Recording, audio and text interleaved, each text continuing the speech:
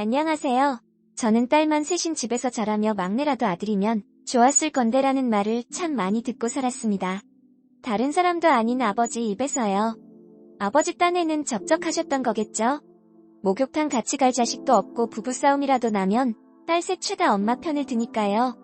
아버지가 워낙 가정에 관심이 없던 사람이라 그랬던 거였는데 말이죠. 아무튼 그러한 이유로 아들 귀한 줄만 아는 사상 가진 사람들이 너무 싫었는데 저희 시어머니가 딱 그런 사람이었네요. 외국계 제약회사 영업사원으로 일하는 외동아들 남편을 만나 딱 1년 신혼생활을 즐기고 시댁으로 들어오게 되었어요. 지금의 고통이 다 시부모님과 합가하게 되면서부터인 것 같네요.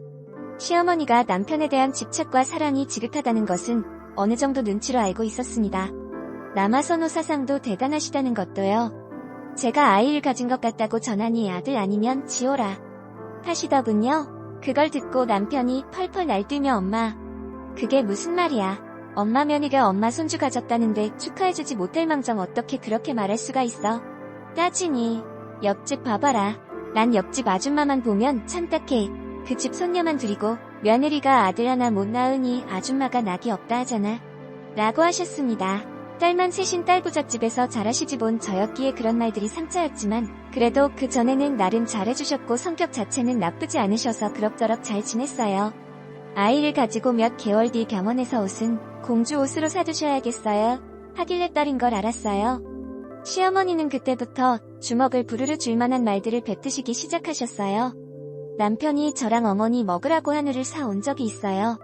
남편 출근 후 저 몰래 구워 드시고 계시길래 어머니, 그거 남편이 어머니랑 저랑 같이 먹으라고 사온 건데 라고 하니 딸 가진 X는 고기 먹는 거 아니야 라고 하셨습니다. 또 저를 보고 네가 딸을 가져서 그런지 내가 자꾸 흉한 꿈만 꾼다. 설마 이게 태몽인 거 아니니? 네 뱃속에 그 딸내미 좀 이상하게 된 거 아니니? 라고 말하시질 않나 재수없게 딸밖에 못 닿는 집 계집이 들어와서 우리 집 배 끊어놓기 생겼네 라고 말하시질 않나. 그래도 전 참았어요. 사랑하는 남편의 엄마잖아요. 화 한 번 안 내고 그냥 다 들어드렸죠. 또 영업일로 힘든 남편에게 괜히 스트레스를 얹어주고 싶지 않아 남편에게도 웬만하면 말하지 않고 속으로 삼켰습니다. 분만일이 다가오길래 어머님께 아이를 낳고 한 일 2주일 친정에 가 있겠다 말씀드렸어요. 어머님의 아들은 한 달이고 딸은 이틀이다 하시길래 무슨 소리냐 물었습니다. 아들 낳느라 고생했음 한 달 쉬라 했을 건데 계집 X, 뭐 그냥 순풍 나은 게 이틀만 쉬다 오란 소리다. 회사는 언제 다시 갈 거니? 너네 엄마 힘든데 딸 낳은 게 뭐 잘한 일이라고 친정에 가니? 그냥 집에 있어라. 일 많이 안심하시는 겁니다. 가뜩이나 몸도 붓고 힘든데 저런 소리를 하시니 저도 열이 받아. 어머님은 여자 아니세요? 어렸을 때 남동생하고 그렇게 차별받으셨다면서요? 왜 본인 스스로 여자를 무시하세요? 요즘 세상이 어디 남녀 구분하는 세상이에요? 욱해서 소리 질렀더니 제 싸대기를 찰싹 때리시면서 어디 싸가지 없이 시엄마한테 대드냐고 소리를 지르셨어요. 그날 남편 오면 다 이야기하고 분가하자고 해야겠다 다짐했네요. 그런데 그날 남편은 아무리 기다려도 집에 오지 않았습니다. 남편은 제가 임신하고 나서 부쩍 접대를 이유로 밤늦게 들어오는 일이 많아졌었어요. 만삭이 된 이후로는 아예 아침에 들어오는 일도 잦았고요. 종종 전화통화가 되지 않는 날들이 많아 싸우기도 많이 싸웠지만 여자의 육감으로 바람을 피우고 오는 것 같지는 않았어요. 그날도 남편에게 문자로 어디냐, 빨리 들어올 수 없냐? 연락을 했더니 접대 중이라 아침에 들어갈 수도 있다고 답장이 왔습니다. 외국계 제약회사는 접대도 적고 칼도 퇴근을 한다던데 왜 우리 남편은 이리도 접대도 작고 야근과 술자리가 많은지 이해가 되지 않았습니다. 남편은 다음날 새벽 4시쯤 기어들어와서는 술에 쩔어서 자더라고요. 다음날 아침에 일어나서 씻고 출근하려고 하는 남편 붙잡고 전날 있었던 일을 말했어요. 분가하고 싶다는 말과 함께 말이죠. 남편은 알겠다고 본인이 대신 엄마 대신 사과한다며 출산 후에 꼭 분가하자고 하더라고요. 그리고 어찌어찌 출산일이 되어 딸 아이를 무사히 출산했습니다. 시어머니께서는 우리 딸 아이를 보시자마자 한숨을 푹 쉬시고는 그래, 둘째라도 아들이면 되지. 근데 느그 집 씨앗이 딸밖에 못 낳는데 아들 낳을지 모르겠다 하며 제 속을 긁으셨어요. 제가 그 이야기를 듣고 닭똥 같은 눈물을 뚝뚝 흘려도 당신이 뭘 잘못하셨는지 모르시더군요. 그래, 딸 가진 게 죄긴 하지만 그렇게 눈물까지 흘려가며 죄책감 가질 필요는 없어. 다음에는 꼭 아들을 낳으면 된다. 라고 본인 딴에는 위로를 해주셨죠. 남편은 엄마 딴엔 서운해서 그러신 거니까는 너무 맘에 담아두지 말라고 했고요. 여보, 우리 분가하자. 어머니가 우리 딸 앞에서 아들 타령하실까봐. 난 너무 겁나. 내가 그렇게 자랐기 때문에 싫어라고 제가 울면서 말하니 남편이 알겠다고 꼭 본인이 설득하겠다고 하더군요. 그리고 혹시라도 바쁘다는 이유로 남편이 출산 중 제 옆에 있어 주지 못할까봐 내심 걱정 많이 했는데 회사에서 배려해준 덕분에 다행히 남편은 제가 출산하는 동안 제 곁을 지킬 수 있었어요. 또 저 위로해준답시고 조리원에서 나온 후 제가 친정에 있는 일주일간 남편 또한 친정에서 출퇴근을 하며 제 옆을 지켜줬습니다. 그렇게 남편은 저랑 함께 친정에 일주일 정도 있다가 내가 엄마한테 우리 분가하겠다고 말할게. 잘 설득하고 오늘 밤에 다시 올게. 라고 말하곤 다시 본가에 들어갔어요. 그런데 다시 오겠다는 남편이 그날 아무리 전화를 해도 받질 않고 연락이 되질 않는 겁니다. 이상하게 어쩐지 이번은 이상한 느낌이 들었어요. 불안감을 떨칠 수가 없었죠. 다음날 남편은 전화 온 줄 모르고 피곤해서 일찍 잤다고 하더군요. 원래 장기가 어두운 남편이라 그날은 그 말을 믿고 넘어갔습니다. 그리고 남편은 본인 엄마를 설득하기 위해서는 본인이 본가에서 계속 지내는 게 낫겠다 하더군요. 그래서 그러라 했습니다. 그런데 그러고 이틀 후에는 초저녁부터 전화가 되지 않다가 그 다음 날 자정쯤 연락이 되었어요. 지금 어디냐 뭐하냐 했더니 직장에서 일하고 있다고 하더군요. 제 느낌으론 분명 술에 약간 취한 목소리였는데 끝까지 일하고 있다고 의심되면 내려오라고 되레 큰소리를 치더군요. 원래 큰소리치고 그런 사람 아닌데 오히려 더 수상했어요. 그러면서 일 끝나고 집에 들어갈 때 전화한다고 하고는 새벽 1시쯤 전화가 왔습니다. 본가에 가서 잔다고 하길래 원가 촉이 이상해서 제가 있는 친정에 오라 했어요. 어차피 남편 직장에서 시댁이나 친정이나 거리가 비슷하거든요. 그런데 굳이 본가에서 잔다는 겁니다. 이상했지만 알겠다 했습니다. 그리고 바로 그 다음 날이었어요. 초저녁에 남편에게 전화가 왔는데 통화 중에 남편의 배터리가 나가버렸어요. 그리곤 그 후로 다음 날 아침까지 통화가 안 됐습니다. 밤새 한잠도 자지 못하고 전화를 해댔지만 전화기가 꺼져 있다는 신호만 들릴 뿐이었어요. 불안, 의심이 극에 달했지만 워낙 술 좋아하는 사람이니까 나 없는 동안 그럴 수도 있지. 그냥 술만 먹었을 거야. 나한테 미안해서 전화 안 받는 걸 거야. 저 자신을 달래고 위안했답니다. 술에 취해 집에 와서 뻗어 자더라도 출근은 할 테니 아침에 열심히 시댁으로 전화를 했어요. 그런데 시댁에 아무도 없는지 왜 그런지 아무도 받질 않더군요. 마치 비어있는 집처럼 말이죠. 그리고 낮에 전화한 남편은 회사 직원 집에 상이 나서 상갓집 가서 잤다고 하더군요. 뜬금없이 웬 상갓집. 거짓말인 거 너무 뻔한데 끝까지 우기더군요. 어이없었지만 너무 당당히 우기길래 알겠다 하고 넘겼습니다. 술 먹고 통화 안 되는 거 제가 너무 싫어해서 그것만 하지 말아 달라고 결혼 전부터 그렇게 많이 다투었는데 직원 상갓집을 배터리가 없다는 이유만으로 연락을 안 하고 갔다는 게 말이 안 됐어요. 분명 뭔가가 있다는 생각이 들었습니다. 덕분에 친정에 있는 동안 산후조리는커녕 악몽의 날들이었어요. 예쁜 아가를 보며 힘을 내야 했지만 남편이 하필 이럴 때 이런다는 게 너무 서운하고 서글프고 뭐라고 설명할 수가 없었습니다.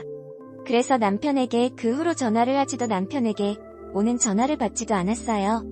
남편의 전화를 받지 않으니 남편은 저희 엄마, 아빠한테 전화해서 안부를 묻곤 하더라고요. 여차여차 20일가량의 산후조리에 아닌 산후조리를 하고 마음도 불안하고 해서 일찍 시댁으로 돌아왔습니다. 아기를 생각해서라도 그냥 넘어가자. 모르는 게 약이다. 알려고 들지 말자. 오는 내내 저를 포장하고 달랬어요. 아무렇지 않은 척 가면을 쓰기로 마음을 굳게 다잡고 왔죠. 그렇게 다잡은 마음으로 남편에겐 시큰둥하게 굴며 며칠을 보냈어요. 남편이 잠들면 아가 모유 먹이는 시간에 혼자 몰래 눈물 짓는 날들이었습니다. 어떨 땐 참기 어려워 수유할 모유를 미리 받아놓고는 맥주를 한두 잔 마시기도 하고 그저 숨죽여 우는 거로 속을 달래며 참고 참았어요. 그런데도 남편은 제가 풀린 줄 알았나 봅니다.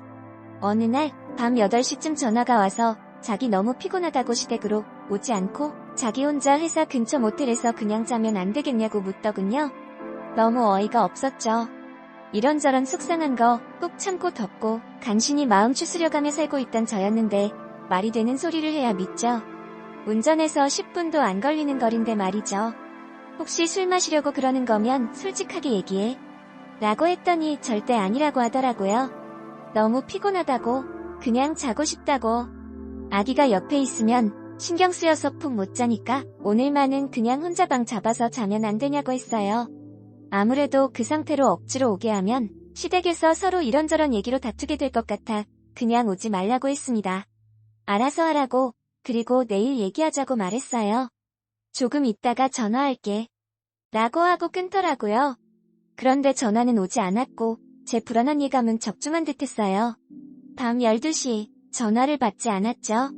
새벽 2시까지 끙끙 앓았어요. 방에서 혼자 아이하고 누워있는데 잠은커녕 눈물만 나서 도저히 있을 수가 없더군요. 하는 수 없이 미친 척하고 어머님께 아이가 계속 울어 집 근처 드라이브를 좀 하고 오겠다고 둘러댔죠. 실제로 제 딸이 차 안 타면 울다가도 금방 잘 자거든요. 2시를 넘기고 우리 갓난쟁이를 차에 태우고 제 차를 몰아 집 근처에 있는 모든 모텔들을 미친 듯이 뒤지기 시작했습니다. 이러는 제 모습이 너무 처량하더군요. 눈물이 계속 났어요. 너무너무 서럽고 우리 아가 얼굴을 보니 더욱 마음이 미어졌어요. 새벽 3시쯤 남편 전화가 오더군요. 당당한 목소리, 모텔 이름을 말하대요. 그 모텔 호수 말하라고 애랑 같이 나왔다니까 왜 그러냐고 짜증을 잔뜩 내길래 당장 말하라 했습니다. 남편이 말한 모텔방에 들어가니 아니나 다를까 남편 얼굴을 보니 술이 잔뜩이었어요. 제가 가만히 노려보니까 의자기는 혼자서 방 잡아 좀 쉬면 안 되냐고 하네요. 남편이 누워있던 모텔 침대 위를 살펴보니 갈색 긴 머리카락이 사방에 널려 있었습니다. 안녕하세요. 저는 딸만 이 머리카락 누구 거야?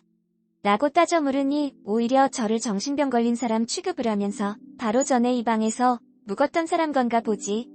이 모텔 청소부가 제대로 청소 안 한 걸 왜 나한테? 하면서 소리를 지르더군요. 그날 정말 미친듯이 우는 아이 옆에서 싸웠네요.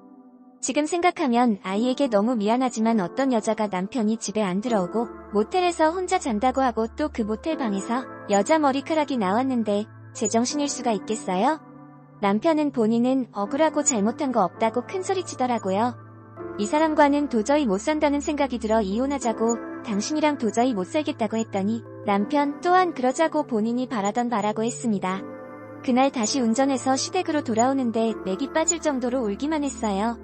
그렇게 펑펑 울고 집에 왔는데 어머님이 싸늘한 표정으로 저를 기다리고 계시더라고요. 너 어디 다녀왔냐고 하시길래 그날 있었던 일들을 말씀드렸더니 그래 그렇게 된 거 너네 둘 그만 같이 살고 이혼해라.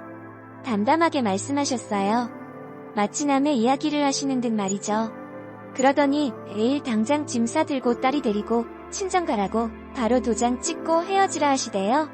그 말 듣는데 순간 정신이 번쩍 들면서 여자의 육감으로 내가 뭔가 이 모자에게 속고 있다는 느낌이 불현듯 들었습니다. 그래서 그건 아닌 것 같다고 남편이 오면 조금 더 대화해보겠다고 했어요. 아직 우리 딸 태어난 지 얼마나 됐다고 이혼이냐고 우리 아이 아빠 없는 아이로 기르고 싶지 않단 말도 했습니다. 남편이 분가하자고 하지 않았냐고 우선 분가부터 하고 살다가 도저히 안 되겠으면 이혼하겠다는 말도 했고요. 그랬더니 어머님, 너네가 언제 분가한다고 했니? 라고 하시는 겁니다. 저희 남편이 어머님한테 분가한단 말한 적 없었나요? 라고 물었더니 무슨 말이냐고 처음 듣는다고 하시는데 진심인 것 같았어요. 어머니는 그저 불같이 화내시면서 당장 내일 집 안 빼면 본인이 짐 다 빼서 내쫓을 거라 하시더군요. 그러면서 저한테 아들도 못 낳는 여자 우리 집에 들어와서 대 끊어놓고 들어누우려고 작정했다고 하셨어요. 저는 이대로 쫓겨나기는 너무 억울해서 알겠습니다. 어머니 대신 내일 남편이랑 하루 이야기하고 내일 모레 나가도록 할게요. 라고 말하고 주무시라고 말하고 방에 들어갔습니다. 남편에게 내일 집에 와. 어떻게 정리할지 제대로 대화하고 도장 찍고 끝내자. 라고 문자를 보냈고요. 밤새 잠 한숨도 자지 못했습니다. 서글프고 화가 치밀어 밤새 울었습니다.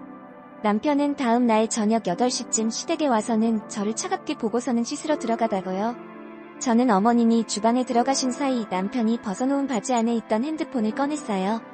남편 핸드폰 비밀번호 패턴은 이미 곁눈질로 여러 번 봐서 알고 있었기에 쉽게 핸드폰을 열었죠. 핸드폰에 최근에 여러 번 통화를 하고 문자를 주고받은 여자 이름이 있더군요. 그런데 그런 여자 이름이 한두 개가 아니었습니다. 도대체 그 중에 누가 내 남자 여자인지 알 수 없을 정도로요. 문자 내역을 보니 처음 전화가 꺼져 있던 날 밤 새벽 2시쯤에 어떤 번호로 연락을 바란다는 문자를 보냈더라고요. 그 번호로 발신자 표시금지로 전화를 걸어보았어요. 아니나 다를까 여자가 받네요. 가슴이 쿵 하고 내려앉았습니다. 심장이 터질 만큼 뛰어서 숨도 쉬기 힘들어지더군요. 급하게 그 전화번호를 제 전화기에 저장을 하고 전화를 끊고 남편의 전화를 더 이리저리 살펴보았습니다. 그 여자와 언제부터 언제까지 연락을 주고받았는지 너무 궁금해서 그간 통화 내역을 쭉 올려보았는데 그전 내역들이 모두 삭제가 된 상태라 정확히 알 수가 없더라고요. 단지 즐기기 위해 단란주점 같은 곳에서 만난 여자인지 아니면 진지하게 만나는 깊은 연인인지 너무 궁금했어요. 우선 남편이 씻고 나왔고 셋이 앉아있는 와중에 침묵이 흘렀습니다. 제가 먼저 이야기를 꺼냈어요. 여보, 우리 분가한다는 말 왜 어머니한테 안 했어? 어머니 설득하러 집에 간다고 했던 날 도대체 뭘 한 거야? 남편은 제 말에 아무 말도 안 하더니만 미안해. 그런데 나 이 집에서 못 나가. 엄마 혼자 외롭게 사시는데 어떻게 나가? 나 사실 네가 분가하자는 말 꺼냈을 때 정이 뚝 떨어졌어. 네가 그렇게 우리 엄마랑 사는 거 싫고 나 못 믿으면 이혼하는 게 나을 것 같아 라고 하더군요. 어머님도 옆에서 그래라. 딸은 네가 알아서 키우고 나가라라고는 하셨고요.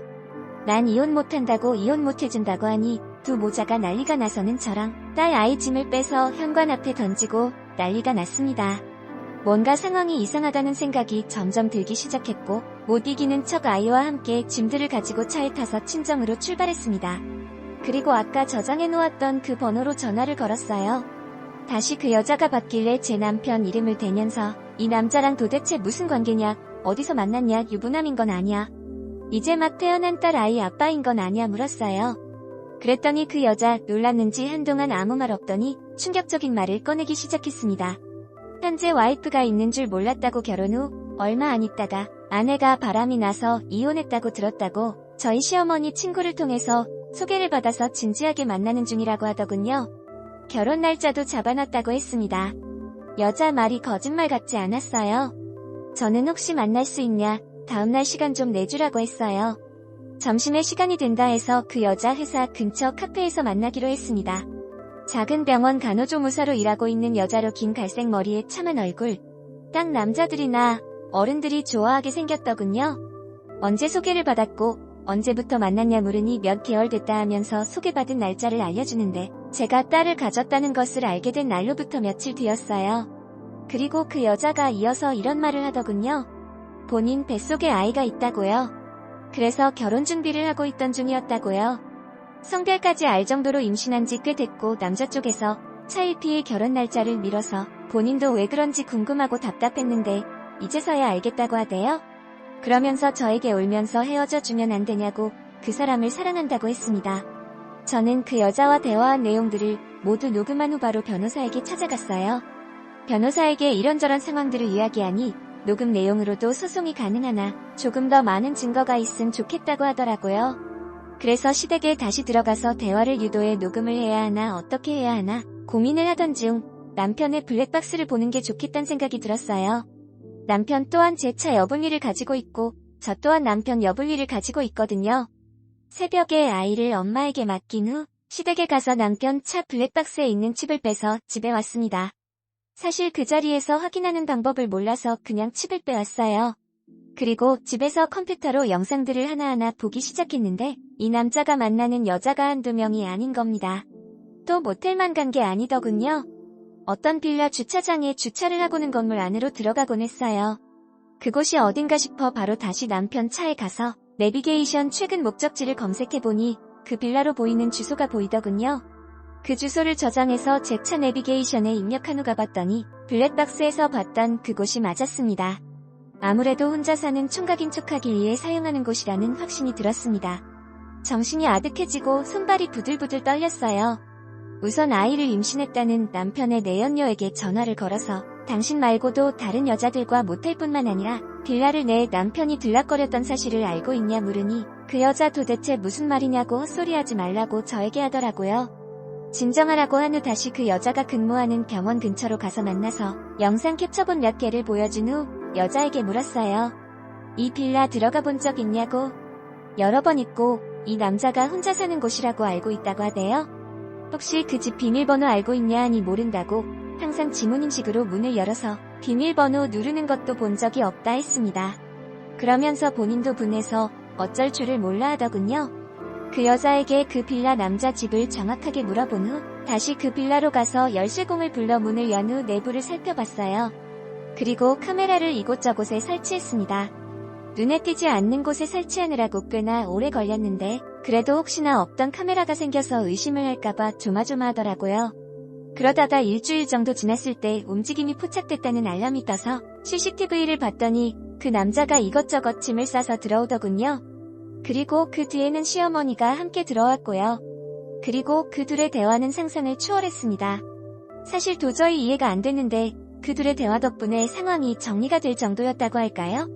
엄마, 꼭 이렇게까지 해야 돼? 지금 임신했다는 여자가 총 3명이나 돼. 그 중에 아들을 가졌다는 여자가 2명이나 되고 이러다가 다 해놓고 나한테 양육비라도 청구하면 나 개털되는 거 한순간이야. 지금 우리 와이프도 혹여나 눈치채고 이혼소송 걸거나 하면 어떡해. 나 진짜 너무 불편하고 불안해. 야, 엄마 말 들어. 엄마 말 들어서 지금까지 안 된 게 뭐가 있어? 우선 그 딸 가졌다는 내가 만나서 당장 지우라고 할게. 더 개털이라고 우리 집만 했다고 내가 말하면 지가 안 지우고 별 수 있겠어? 그리고 그 알을 가졌다는 X 중에 그 간호조무사 하는 게 집안이 너무 형편없더라. 개편으로 내가 보약 하나 보낼게. 매일 잘 먹으라고 해라. 그 약이 애기 때는 대 그만이라고 하니까 꾸준히 먹다 보면 알아서 떼질 거다. 너무 걱정 말아라. 알겠어. 엄마 진짜 나 엄마만 믿을게. 그래. 그러니까 연기나 제대로 해. 괜히 들려서 소송당하거나 하면 죄다 물거품 되니까. 정말 황당하더군요. 이 대화 내용을 담은 영상을 바로 간호조무사로 일하는 그 여자에게 보내줬더니 그 여자가 안 그래도 오늘 아침에 예비 시어머니 되실 분에게 보약 한 채 보낼 테니 잘 먹으라고 연락이 왔다고 너무 소름 돋고 무섭다고 가만 안 둘 거라고 하더군요. 그 여자는 그 남자를 혼인빙자 및 사기로 시어머니를 살인교사로 고소를 할 생각이었고 저 또한 경찰에 이러한 증거들을 가지고 고소를 할 생각이었어요. 그 전에 변호사를 만나 자문을 구하는 게 좋겠다 싶어 찾아갔더니 그 여자가 남자를 혼인빙자 등으로 고소할 수는 있지만 나머지는 쉽지가 않을 거고 저는 이혼소송 및 상간소송, 피해보상 소송을 하는 게 현실적이라고 했습니다. 결국 저는 변호사의 조언을 받아들여 그 후로 소송을 시작했고 4개월이 넘는 법정 싸움 중 그 남자가 만났던 여자가 10명이 넘었다는 사실 또한 알게 됐네요. 그리고 그 남자의 여자들 중 임신한 여자를 모두 아이를 포기하지 않겠다 했고 결국 남자는 제 아이를 포함한 내 아이의 양육비를 평생 부담해야 한다는 판결을 받았습니다. 아직도 악몽 같은 일이네요. 아들이 뭐라고 어떻게 인간들이 이렇게까지 할 수 있는지. 누가 뭐래도 우리 딸 정말 열심히 잘 키울 겁니다. 어떤 남자들보다 멋지게 자랄 수 있게 사랑 많이 줄 겁니다. 이 머리카락 누구 거야? 라고 따져